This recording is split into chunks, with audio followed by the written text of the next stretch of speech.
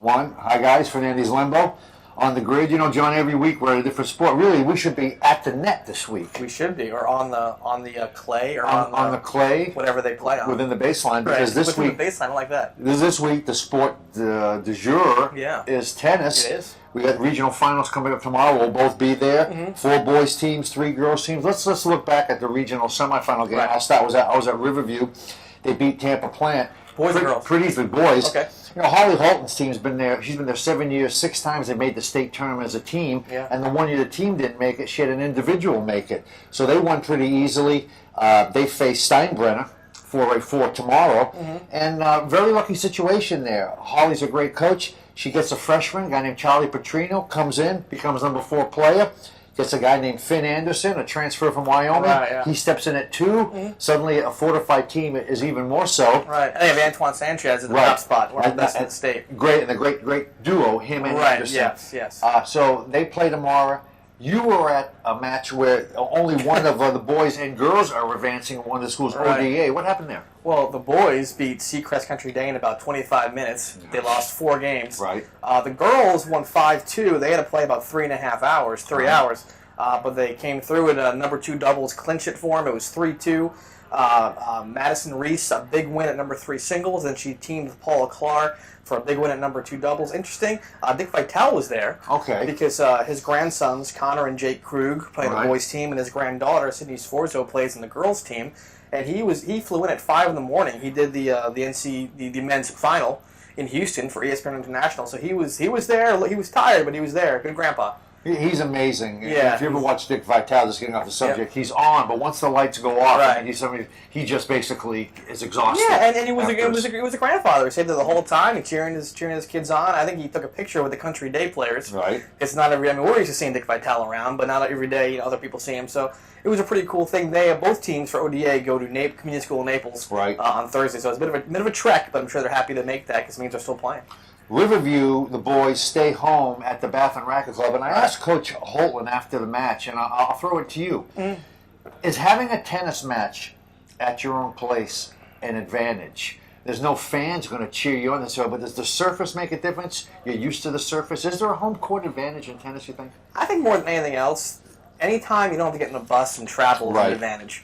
That you don't have to get into these kids have a routine. They get in their car, they drive to Bath and Racquet, and that routine's not going to be altered tomorrow. Instead of getting in a bus or a car and going to Lutz to play Steinbrenner, they're coming down here to play the review. So I mean, I don't know so much about the semantics of the court and stuff, but I think just that aspect of it is an advantage. That's one thing Holly did say about the court. If you're used to playing on court, then you got to go play a regional final on a hard surface.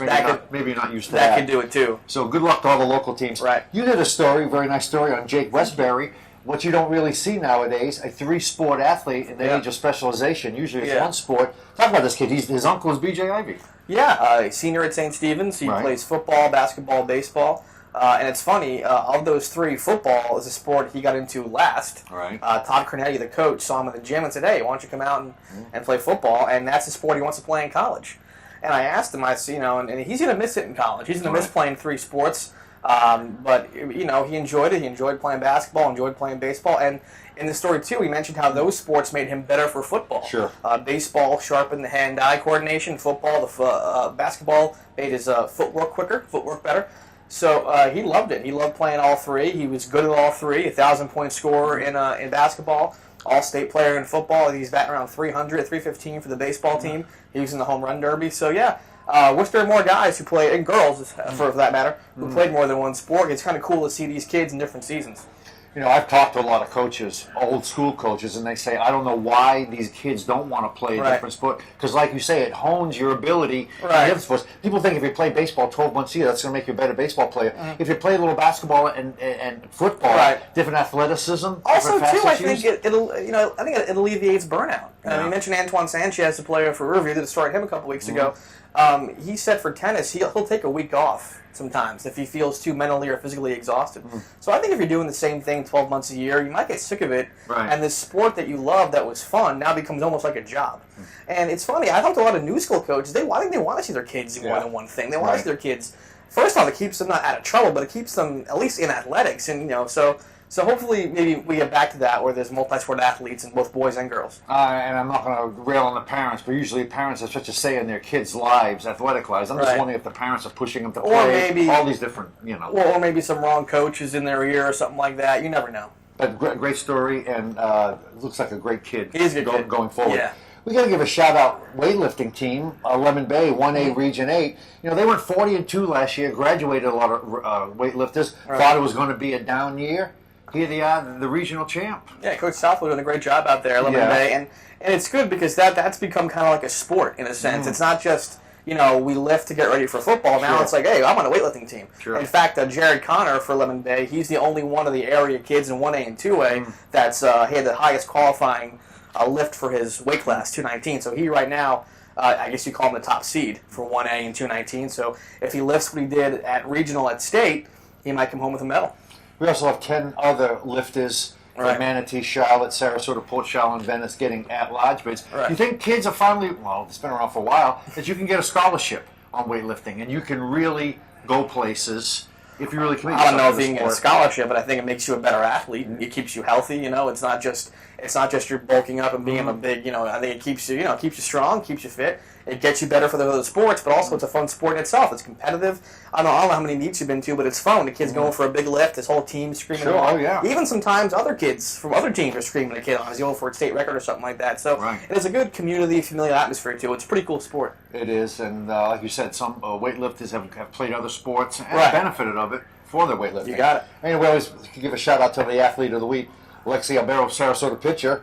11-0 win over Riverview, had 11 strikeouts, allowed 2 hits. Again, 8,900 votes cast. You got 4,600. This always stuns you, all the votes this It kid stuns me that we have these many people voting in the weekly thing. Good. Isn't it great? Yeah. Good for the kids, good for the website, good for everybody. And I guarantee you people are probably like they're just hitting the vote button or whatever. Fine. It's bringing people together. That's That's fine. it's what we do. Just bring people to the website. We're galvanizing people. A couple of things I want to get your opinion. Jim Phelan, longtime defensive coordinator for the Manatee Hurricanes. Long-time area assistant, too. He's been around for a while. Right. One of 5, as we speak now, candidates for the Fort Pierce Central job. You know Jim from your days of covering him. Great guy, knows his football. He does. And, obviously he's tried for a while around here to get a head coaching gig. Hasn't quite panned out. Maybe, getting somewhere else, and I think he's a guy who's definitely put his dues in. He did a great job that one spring as Manatee's kind of interim head coach when Coach Canan left, and they really hadn't hired a new person yet. So, knows his football. I think he knows the value, too, of letting coaches coach. He said that's what he loved so much about Canan, Woody, and Meckley, was that, they would hire people they really trusted and respected, and they would sit back and let him coach. I think he'll do the same thing if he gets that job. He'll kind of hire a good stable of assistants and sit back and say, okay, you coach the running backs, you coach the receivers, you do this, and it'll be interesting if he gets it. And they're in the same region as Manatee. That'd be interesting if those two teams meet in the playoffs next year if he gets that job. I gotta think. Manatee and Cobra's played 4 of the last 5 years. I mean, I'm sure the Fort Pierce will look across the sideline and see Phelan and see the job he was doing against their offense. Maybe think we would get the guy on our side. Yeah, why not? That couldn't hurt. Couldn't hurt. And last a little bit, Tom Tinter, I really didn't see him that much as the coach. Northport girls coach, stepped down. Girls basketball, right. 65 years old, stepping down, won the first district title in school history in 11 and 12. Did you get to see him on the sideline? I did when they were in Southeast District. It was a pretty good team. Southeast always kind of knocked them out in the championship game. But 12 seasons, that's a long time to coach these days. So that's a long time for Northport, too. If you know their history, they have tremendous coaching turnover down there. They do. So definitely he'll be missed, and hopefully the replacement is as stable as he was. Stays another 12 years. Yeah. Well, we got 50 seconds. What do we got coming up? We got regional finals tennis tomorrow. We got looking ahead, John. District softball next week, state tennis next week, and then all of a sudden we'll have baseball, and as you keep saying, spring football around the corner. So, in time, we'll be able to say we're actually on the grid for On the Grid. We can say that, yes. We can say Coming up. But next week, many other things. So, for John Lembo, I'm Doug Fernandes, and we'll see you next week on the Grid.